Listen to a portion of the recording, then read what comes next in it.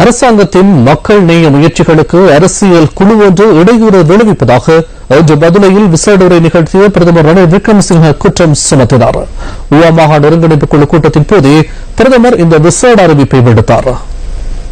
මේ රටේ කාන්තාවන් නියම නියෝජනයක් ලබා දෙන පළවෙනි පියවර ගත්තා. ඒ පළාත් පාලන இந்த நாட்டின் பெண்களுக்கு உரிய பிரதிநிதித்துவத்தை வழங்குவதற்கான முதல் நடவடிக்கையை நாம் மேற்கொண்டோம். உள்ளூராட்சி நிறுவனங்களில் 25% பெண்கள் பிரதிநிதித்துவத்தை உறுதிப்படுத்துவதற்காகவே அந்த முயற்சி மேற்கொள்ளப்பட்டது.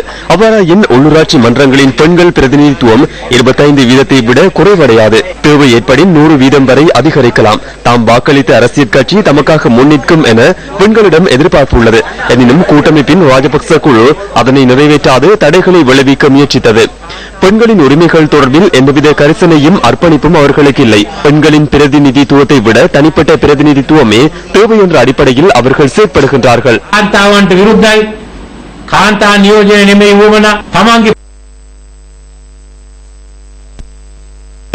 செயற்பாடுகளையும் பிரதமர் இதன்போது விமர்சித்தார்.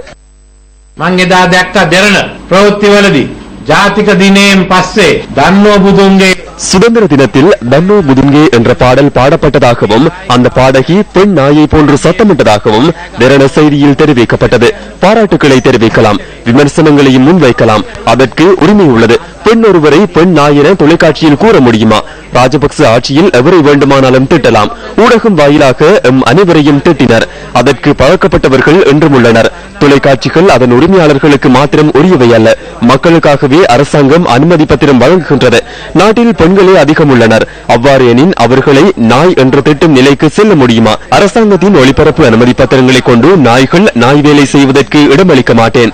ஆகவே நான் நிறுவனங்களின் பிரதானிகளை என்று கேட்பேன். இது தொடர்பில் மன்னிப்பு வழங்குவதா என்பது தொடர்பில் பின்னர் நாம் தீர்மானம் எடுப்போம். ඒ නිසා මම මේ සමාගමේ ප්‍රධානීන් කැඳවනවා. අහනවා ඔයගොල්ලෝ මේ ගැන විනය පරීක්ෂණයක් කළාද? මේ ගැන සමාව ගන්නවද?